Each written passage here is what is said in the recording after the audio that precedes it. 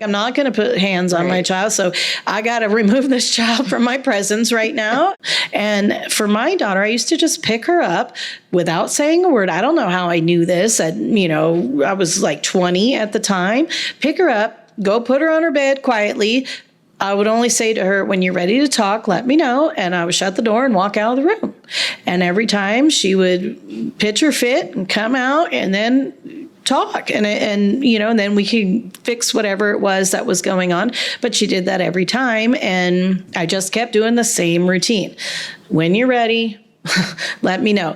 I did that for her safety as much as because I was like, oh yeah, as a parent, we want to just smack them. And I'm like, I'm not going to put hands on my child. So I got to remove this child from my presence right now. And I'm going to go put her over there so I can go regulate myself.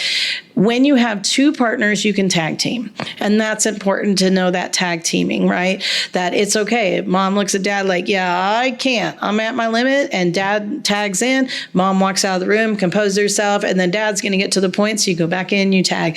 When you're a single parent like I was, there is no tag teaming. You do whatever you can to keep that child safe, right? And for me, it was removing her from the living room or wherever it was. She was throwing her temper tantrum on the ground.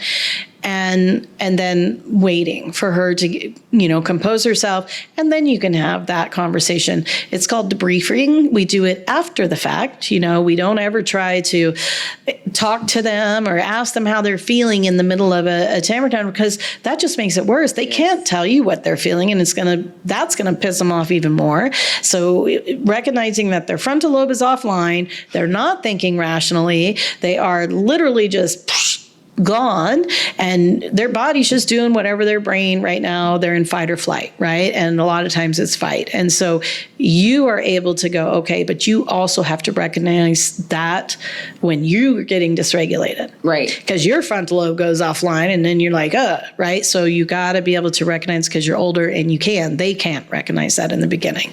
As they get older, it's good. But in the beginning, it's not,